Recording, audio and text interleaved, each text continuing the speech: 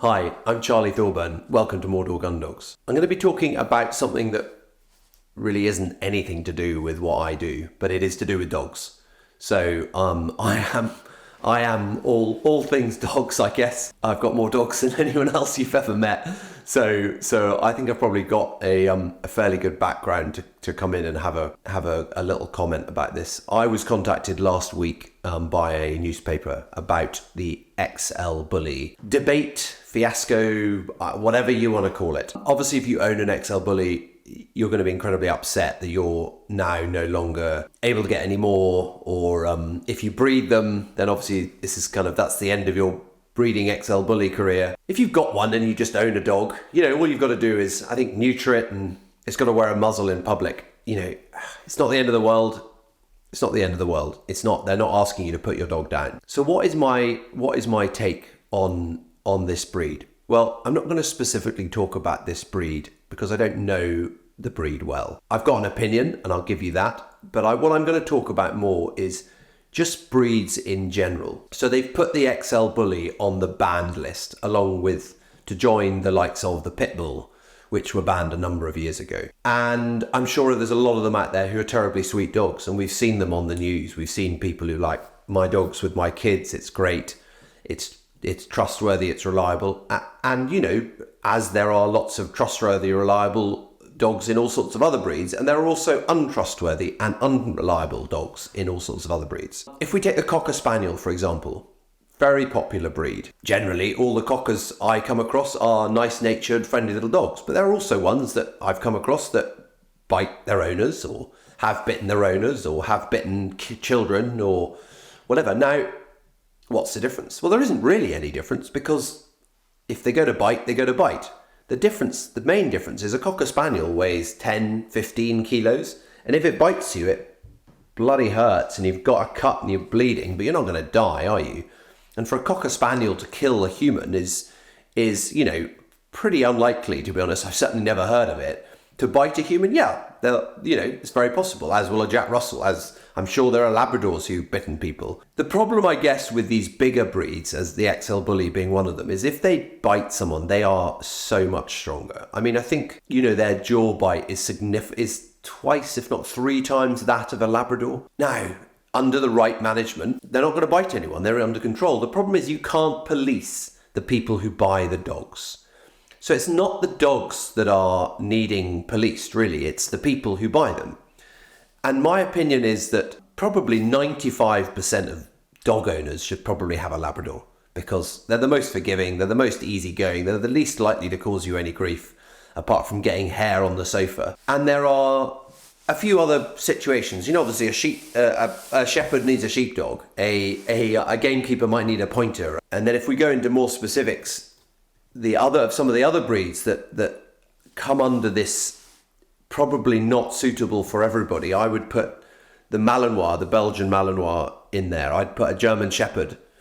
I'd put a Rottweiler. I'd put a Doberman. I'd probably even put a German Wirehead Pointer in there as well. I've come across a number of them that are just too big and too strong. And they're not necessarily got much malice. They're just big dogs, and they're just not dogs that average people who want an average family dog should have. In the right situation, in the right circumstances, and in the right training, those breeds that I've just named are awesome. I mean, Malinois are unbelievable athletes.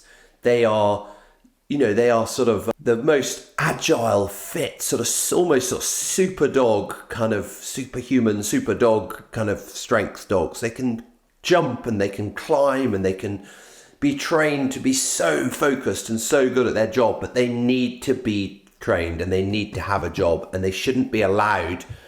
Even your average police dog handler is not capable of dealing with one of these. They are a specialist job. So it's not just about, we need to ban this breed because they've caused 75% of the deaths of people. It's about educating the people who breed them, and also the people who buy them. And the people who breed them are ultimately responsible, because they are the ones who should only be selling these dogs to suitable homes. And that is not someone who lives in a flat in the Midlands somewhere who just wants a big dog because it's big and tough and it makes them look cool or look hard or whatever it is. If someone wants a German Shepherd and they've never had a dog before and they want a dog just to kind of lie around the house with their kids, you've got to be thinking, should I be selling them one? They don't know anything about dogs. The dog is going to be super with their family because inherently what they are going to do is they're going to guard that family.